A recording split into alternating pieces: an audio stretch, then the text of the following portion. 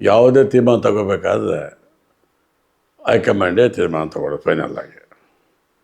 ಇವತ್ತು ಜಂಟಿ ಪತ್ರಿಕಾಗೋಷ್ಠಿ ಕೊಟ್ಟು ನಾವು ಒಟ್ಟಿಗಿದ್ದೀವಿ ಅಂತ ಸಂದೇಶ ಬಂದ ಮೇಲೆ ಅದರ ಬಗ್ಗೆ ಮಾತಾಡೋಕ್ಕೆ ಇದು is not a right time. Deputy C M ಆಗಿ ಕೆಲಸ ಮಾಡ್ತಾ ಇರುವಂಥ ಡಿ.ಕೆ. ಶಿವಕುಮಾರ್ ಅವರು ಸಮರ್ಥರಿದ್ದಾರೆ, ಅದರ ಎರಡನೇ ಮಾತಿಲ್ಲ.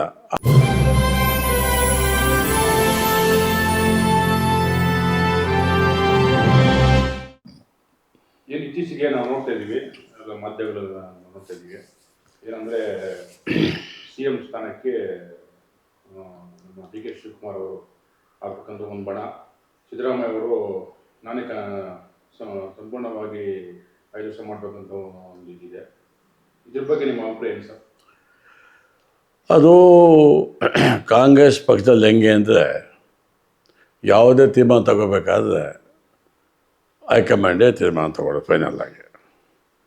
ಇವಾಗ ನಾನು ಈಗ ತಾನೇ ಮಾಧ್ಯಮದಲ್ಲಿ ನೋಡ್ತಾ ಇದ್ದೀನಿ, ನಮ್ಮ ಧೀಮಂತ ನಾಯಕ,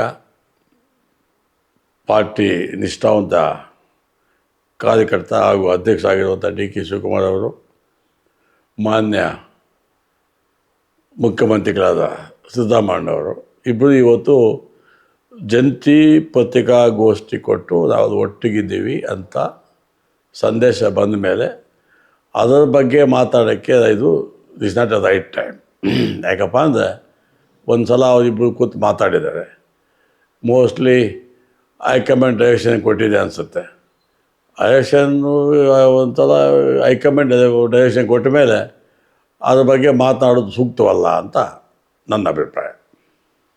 ನಿಮ್ಮ ಪ್ರಕಾರ ನಮ್ಮ ರಾಜ್ಯದಲ್ಲಿ ಅಭಿವೃದ್ಧಿ ಯಾಕಂದರೆ ಗ್ಯಾರಂಟಿಗಳಲ್ಲಿ ಒಂದು ಕಡೆ ಇದೆ, ಒಂದು ಕಡೆ ಸಿ ಎಂ ಆಗ್ಬೇಕು ಡಿ.ಕೆ. ಶಿವಕುಮಾರ್ ಒಂದು ಕಡೆ ಇದೆ, ಅಭಿವೃದ್ಧಿ ಆಗ್ತಾ ಇದೆ, ಏನನ್ನ ಅಭಿವೃದ್ಧಿ ಕಾಣ್ತಾ ಇದೆ? ಅದನ್ನು ತಾವು ಪಬ್ಲಿಕ್ಕಲ್ಲಿ ಕೇಳಬೇಕು.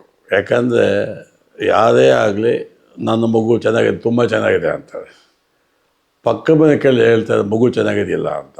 ಹಂಗಾಗಿ ಅದನ್ನು ನಮ್ಮ ಪಬ್ಲಿಕನ್ನು ಕೇಳಿದ್ರೆ, ಯಾಕಂದ್ರೆ ನಿಮ್ಗೆ ಸಂಪೂರ್ಣವಾಗಿ ಹಕ್ಕಿದೆ, ಯಾರ ಬಗ್ಗೆ ಕೇಳ್ಬೋದು. ಹಂಗಾಗಿ ಪಬ್ಲಿಕಲ್ಲಿ ಮೆಸೇಜ್ ತಗೊಳ್ಳಿ. ನನ್ನ ಲೆಕ್ಕ ಪ್ರಕಾರ ಇವಾಗ ಏನು ಇವತ್ತು 4 ದಿವಸ ಗೊಂದಲ ಅಂತ ತಾವು ಬಿಂಬಿಸ್ತಾ ಇದ್ದೀರಿ, ಅದಕ್ಕೆ ಒಂದು ತೆರೆ ಬಂದಿದೆ ಅಂತ ನಾನು ಅಂದ್ಕೊಂಡಿದ್ದೇನೆ. ನಾನು ಈಗ ಡಿ.ಕೆ. ಶಿವಕುಮಾರ್ ಅವರಿಗೆ ಸಿ ಎಂ ಸ್ಥಾನ ಕೊಡ್ಬೋದಾ ನಿಮ್ಮ ಪ್ರಕಾರ? ಯಾಕಂದರೆ ಇವತ್ತು ಮೂಲತಃ ಕಾಂಗ್ರೆಸ್ಸಲ್ಲೇ ಬೆಳೆದು ಬಂದಂಥ ಹುಡುಗ ಇವತ್ತು ಆ ಮಟ್ಟಕ್ಕೆ ಬಂದು ಪಾರ್ಟಿ ಅಧ್ಯಕ್ಷರಾಗಿ ಇವಾಗ ಡೆಪ್ಟಿ ಸಿ ಎಮ್ ಆಗಿ ಕೆಲಸ ಮಾಡ್ತಾ ಇರುವಂಥ ಡಿ.ಕೆ. ಶಿವಕುಮಾರ್ ಅವರು ಸಮರ್ಥರಿದ್ದಾರೆ, ಅದರ ಎರಡನೇ ಮಾತಿಲ್ಲ. ಆದರೆ ಅದು ಹೈಕಮಾಂಡ್ ಬಿಟ್ಟಿದ್ದು ಅದು. ಯಾಕಂದರೆ ಪ್ರತಿಯೊಬ್ಬಂಗೆ ಇಡ್ತಾರೆ, ನಾನು ಒಬ್ಬ ಒಕ್ಕಲಿಗ ಅದು ಚೆನ್ನಾಗಿರ್ತದೆ ಅಂತ. ಯಾಕಂದರೆ ಆಲ್ರೆಡಿ ಇವಾಗ ಕೊಟ್ಟಿರುವಂಥ ಹುದ್ದೆಗಳೆಲ್ಲ ಚೆನ್ನಾಗಿ ಕೆಲಸ ಮಾಡ್ಕೊಂಡು ಬಂದಿರುವಂಥ ನಮ್ಮ ಡಿ.ಕೆ. ಸಾಹೇಬರು ಅದೇನು ಹೈಕಮಾಂಡ್ಗೆ ಬಿಟ್ಟಿದ್ದು ಆ ವಿಷಯ.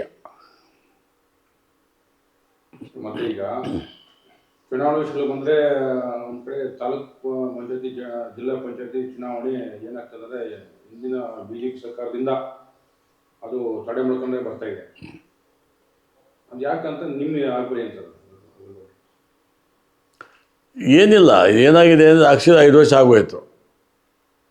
ಇಷ್ಟೊತ್ತಿಗೆ ಅಪೋಸಿಷನ್ ಪಾರ್ಟಿ ಆಗ್ಬೋದು, ರೂಲಿಂಗ್ ಪಾರ್ಟಿ ಆಗ್ಬೋದು, ಯಾವುದೂ ಇದ್ರ ಬಗ್ಗೆ ಮಾತಾಡ್ತಾ ಇಲ್ಲ. TPS ಬಂದು ಸುಮಾರು 5 ವರ್ಷ ಆಗೋಗಿದೆ ನನ್ನ ಲೆಕ್ಕ ಪ್ರಕಾರ. ಇಷ್ಟೊತ್ತಿಗೆ ಮಾಡಬೇಕಾಗಿತ್ತು. ಅದು ನಮ್ಮ